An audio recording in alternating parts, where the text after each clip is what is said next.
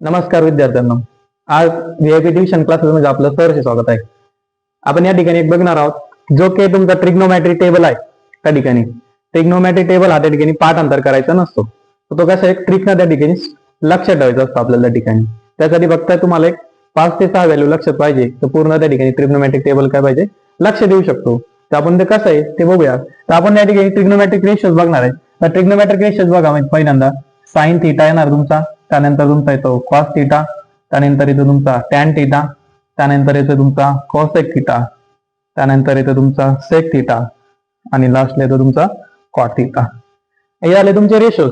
ट्रिग्नोमेट्रीचे त्या ठिकाणी रेशो झाले. आता या रेशोची त्या ठिकाणी 0, 30, 45, 60 आणि 90 डिग्रीची जी काय व्हॅल्यू असणार आहे ते आपल्याला कशा पद्धतीने काढायची आणि कशा पद्धतीने आपण लक्षात ठेवू शकतोय आपण त्या ठिकाणी बघणार आहोत. आता बघा तुम्हाला काय करायचं यामध्ये फक्त की पहिला जो साइन थीटा आहे त्याची व्हॅल्यू त्या ठिकाणी लक्षात ठेवायचंय.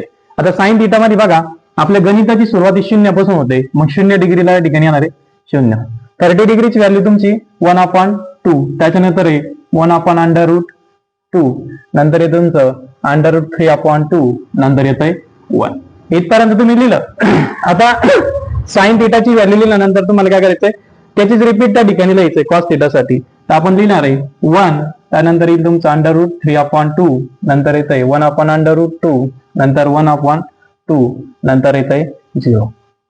त्याच्यानंतर बघा आता साइन झालंय कॉस झालंय. आता टॅन थीटा म्हणजे काय बघा, tan theta is equal to असतं tan theta is equal to तुमचं आहे sine theta upon cos theta. आता या ठिकाणी काय करणार तुम्ही साइन थीटा टॅन थीटाची व्हॅल्यू लिहिण्यासाठी तुम्हाला काय करायचंय sine theta upon cos theta. तर बघा इथं sine theta upon cos theta आहे. मग साइनची जर व्हॅल्यू घेतली तुम्ही प्रथम बघू आपण त्या ठिकाणी 0 डिग्रीला 0/1. आता 0/1 म्हणजे काय येणार आहे तुमचं त्या ठिकाणी 0 येणार आहे. 0/1 काय येतं त्या ठिकाणी 0 होतं. त्यानंतर 1/2 आणि √3/2 आहे. त्या ठिकाणी डिनोमिनेटरला सेम व्हॅल्यू आहे 2, ती दोन्ही जर कॅन्सल झालं तर उरलं त्या ठिकाणी 1/√3. या पद्धतीने 45 ला 1/√2 आणि 1/√2 त्या ठिकाणी √2 आणि √2 कॅन्सल होतं, उरत आहे तुमचं फक्त 1. त्यानंतर पुढचं बघितलं 60 डिग्रीला आपण बघतोय त्या ठिकाणी 60 डिग्रीला 2 कॅन्सल होतील, वरती उरले √3 आणि 1/0 आहे. 1/0 म्हणजे असतं नॉट डिफाईन्ड असतं. 1/0 म्हणजे नॉट डिफाईन्ड असतं. इथपर्यंत बघितलं आपण साइन कॉस टॅन बघितलं. आता टॅन थीटाच म्हणजे तुमचं ते असतं कॉट थीटा. त्याच व्हॅल्यू तुम्हाला रिप्लेस मध्ये रिटर्न मध्ये लिहायचं असतात.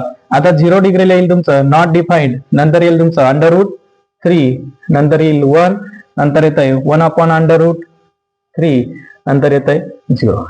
अशा पद्धतीने टॅन थीटा नंतर डायरेक्ट तुम्ही कॉट थीटाची व्हॅल्यू रिटर्न मध्ये त्या ठिकाणी लिहू शकतात. आता उरलं तुमचं कोसेक थीटा आणि सेक थीटा. तर कोसेक थीटा मध्ये बघा कोसेक थीटाच म्हणजे तुमचा असतो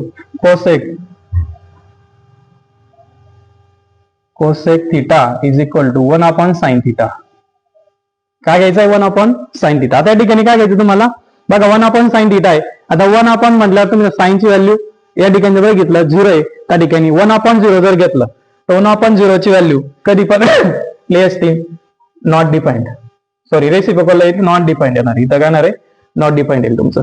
त्यानंतर बघा 1/2 आहे त्या ठिकाणी. आता 1/2 चा रेसिप्रोकल घेतला ठिकाणी काय येईल 2 येणार इथं. इथं पण तेच 1/2 येईल, √2 येईल रेसिप्रोकलला, √3/2 इथं येईल 2/√3 आणि या ठिकाणी येणार आहे तुमचं 1.